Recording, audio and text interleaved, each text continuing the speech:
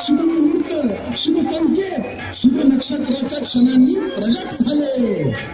पारतंत्र्याच्या या काळ राखीला जिंकण्यासाठी आपलं शिवराचं जन्माला आलं.